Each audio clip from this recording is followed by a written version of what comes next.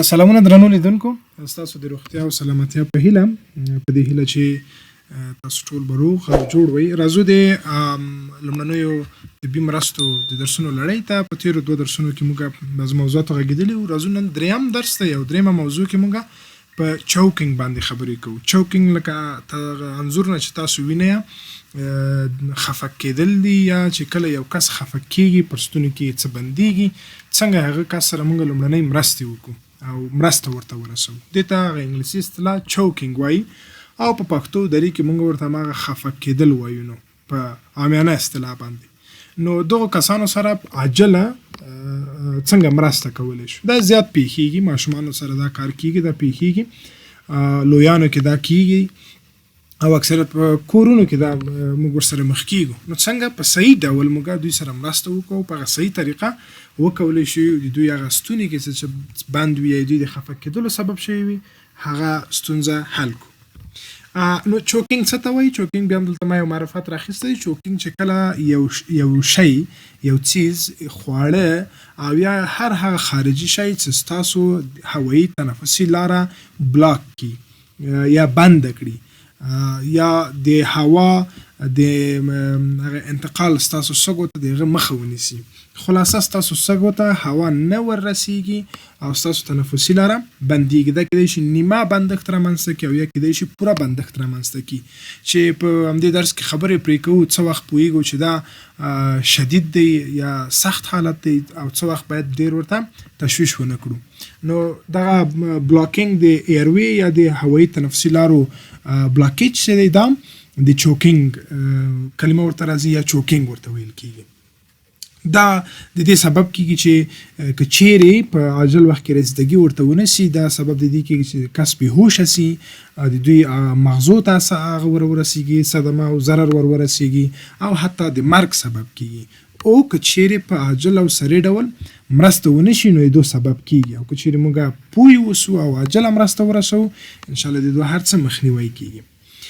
څه وخت چوکینګ رامنځته کېږي؟ ولې اکثریت یا ماشومانو کې یا لویانو کې دا خفه کېدل وي؟ دلته موضوعات ډېر مختلف راخیستل شوي. مثال تیز تیز خواړه خوړل دي، چې بعضې ډېریو کې دا عادت وي خواړه ډېر تیز تیز خوري، دا سبب د دې چوکینګ کېږي. یا مثلا خواړه په صحیح ډول نه ژوي، دوی نه میده کوي د غاښونو په مرسته، بس یو دوه تاوه ورکړي په خوله کې او اتومات هغه خوري، چې سبب د دې کېږي چې دوی ستوني کې ونښلي. یا هم د خوراک په وخت کې خبرې کول یا خندا کول، دا د دې سبب کېږي چې په ستوني کې ستاسو هغه خواړه بند شي. یا بعضې نور وسایل ماشومان دي، فلزي بعضې شیان یا د لوبو وسایل کوچني شیان دي، خولې ته یې اچوي، سبب د دې کېږي چې دوی هغه هوایي تنفسي لاره بند شي. یا مثلا په غوښې کې د هډوکو څه شی پیدا کېدل او خوړل دي. یا نور هم داسې شیان او خواړه دي چې ستاسو په ستوني کې د همدغو سببونو له امله بندېږي. خو چې را بند شي، بیا دا موږ ته ساین اند سمپټمز ښیي، یعنې بعضې علایمو نښې نښانې شته چې به د هغو نه موږ پوهېږو چې دغه کس په ستوني کې څه بند دي. خو کوم وخت دغه بندښت عادي دی او کوم وخت بیا شدید حالت دی. ما دلته چې راخیستې دي، په دې کې لومړی مایلډ ایروی ابسټرکشن دی، یا هغه متوسط حالت دی چې کوم نارمل پیښیږي او باید ډېر د تشویش خبره نه وي او مرسته ورسره وشي. په مایلډ حالت کې یا هغه متوسط ابسټرکشن کې چې کله هوایي تنفسي لاره بندېږي، دا دی چې کس په سختۍ باندې ټوخیږي. یو دا نښه ده. سپیک خبرې کولی شي، کس خبرې کوي، او یو ستونزه ورته په تنفس کې پیدا کېږي چې دا ساه نشي اخیستلی شي، خو ډېر په سختۍ سره. او بل میک ساوندز کوي، معنی د دوی په د خبرو کې غږ کې تغییر راځي، یو ډول غږ تولیدوي. نو د دې نه موږ پوهېږو چې دوی په دغه ایروي یا هوایي تنفسي لاره کې مایلډ ابسټرکشن رامنځته شوی دی، او باید هماغه کوم کارونه چې زه وروسته له دې تاسو ته وایم هغه باید ترسره شي. بل سویر ایروي ابسټرکشن دی، شدید حالت دی چې باید له هر څه نه عاجل باید دوی سره کومک مرسته وشي. هغه دا دی چې کس خبرې نشي کولی، کس حتی ټوخلی نشي، د دې توان نه لري چې وټوخیږي، تنفس نشي ایستلی، صحیح دی، او شونډې شنې کېږي چې موږ ورته وایو، ساینوسس حالت ورته وایي، چې په دې کې مخ حتی دغه شونډې شین حالت ځان ته اختیاروي او بل اخره سبب د دې کې چې کس به هوش شي. نو دا ایمرجنسي حالت دی چې باید عاجله مرسته ورسره وشي او دغه علائم او نښانونه موږ باید دا پوش.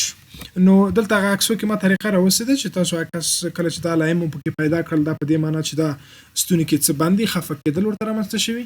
بیا تاسو 5 بیک فلوز یا 15 پر شا باندې ټپونه او 5 abdominal thrust یا 15 پر سینه کې فشار تاسو دوی ته واردوي. په ویډیو کې درته ښیم بیا ښه واضح درته ښکاري. دا هماغه عمومي طریقه ده.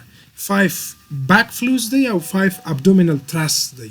یعنی تاسو یې د پر شا باندې ټپ ورکوئ 15 دانې او بل پر سینه باندې تاسو دلته چې عکس کې وینئ دوی ته فشار ورکوئ. په ویډیو کې به تاسو ته ډېر ښه واضح ښکاري.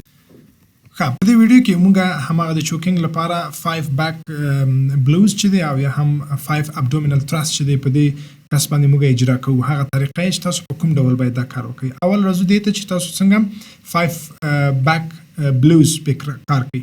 تاسو به دغه کس ناروغ شاته راشي په دې ډول بیا به تاسو د خپل لاس راواخلئ د خرګ لاندې د پر سینه به یې کېږدئ. ګورئ په دې شکل په دې ډول بیا به یې سر ټیټ کړئ او د دواړو اوږو ترمنځ شاته به تاسو 15 د ټاپه ورکوئ. 15 ځلې به یې د شا په یو څه فشار سره وټاپوئ په دې شکل 15 ځلې دا به تکراروئ تر هغه چې د کس له د خولې نه یا ستوني کې څه بند دي هغه راووځي.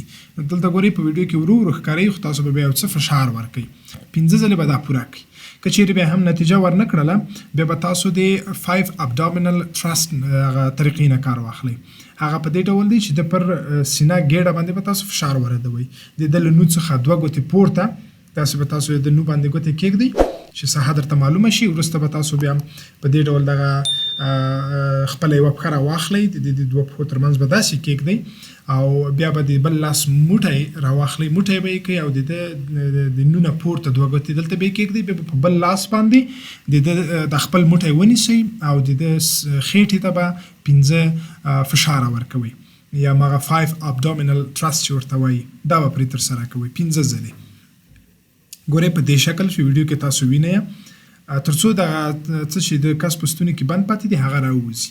نو دا به تاسو تکراروئ تر هغه پورې چې کس څه چې ستوني کې بند دي هغه راووځي له ستوني نه د دغه هوایي لاره خلاصه شي.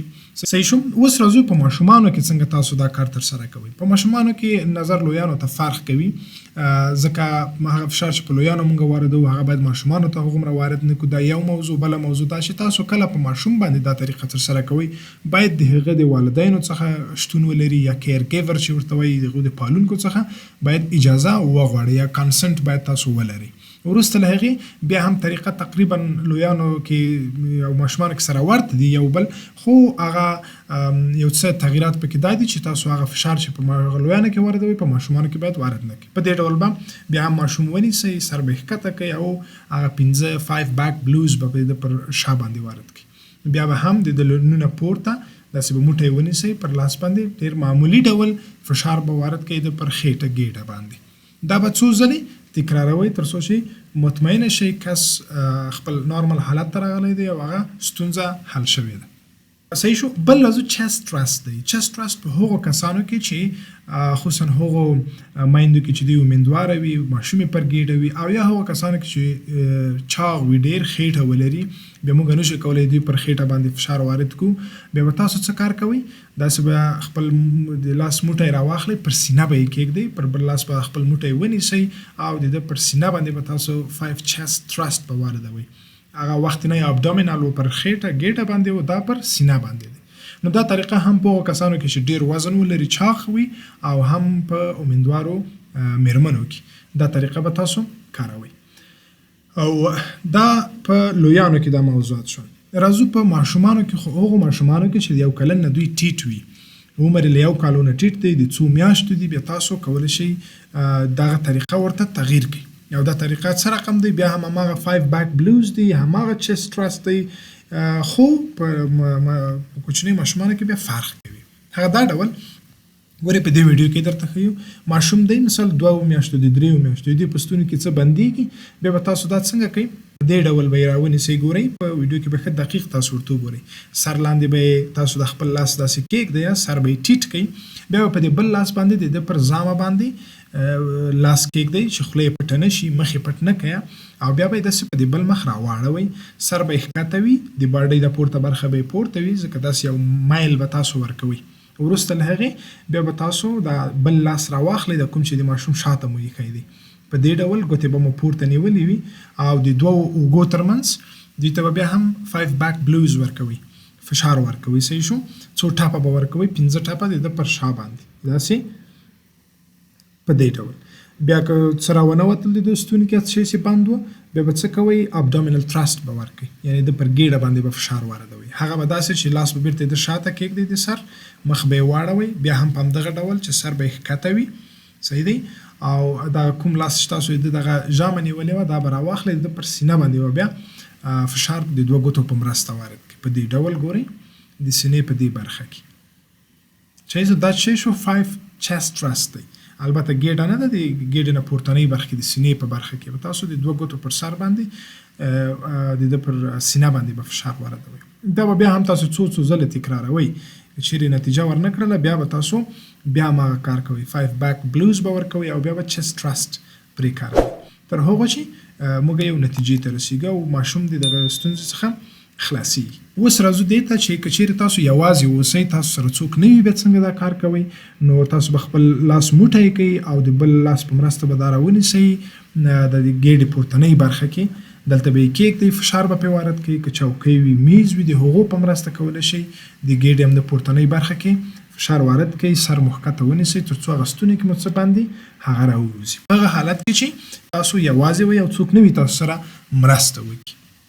نو دا شو د چوکینګ حالت چې څنګه موږ په ایمرجنسي حالت کې کوم کس چې خفق شوی وي څه ډول مرسته ورسره وکړو. دلته بعضې موضوعات ښودلي دي چې تاسو هغه کس چې ستوني کې څه بند وي کوم کارونه ونه کوي. یو ویلي دي چې که چیرې دا ټوخیږي تاسو شاته د دوی ټاپ مه ورکوئ. صحیح دی؟ چې دا ټوخیږي په زور یې وټاپوئ چې وټوخیږي، یا مثال د دوی په خوله کې به ګوتې نه وراچوئ چې بعضې داسې خاصیت لري، دا عادت لري چې مثال خوله کې څه بند شي بیا هغه ګوتو نه نو موږ مطمئن هم نه یو چې دا پاکې دي، مردارې دي، په ستوني کې ور واچوو، یا د ماشوم یا د لوی کس چې دا غلط کار دی، دې نه باید کار وانه خلو. او بل اوبه یا خوراکي شی ور نه کړو چاته چې دا وخوري، کیدای شي هغه څه چې بند پاتې دي هغه ښکته خواته لاړ شي. نه خیر، دا کارونه به تاسو په دې حالت کې نه کوئ او فقط هغه طریقه مو چې وښودله دغه طریقې به مخ ته وړئ تر څو له دغه کس سره تاسو په ایمرجنسي حالت کې مرسته کړې وي. دا و د نن ورځې درس. انشاءالله په راتلونکي درس کې به په یو بلې موضوع پورې خبرې وکړو. نو که چیرې کومه پوښتنه یا کوم نظریات تاسو سره پاتې کېږي هغه کولی شئ موږ سره په کومنټونو کې شریک کړئ.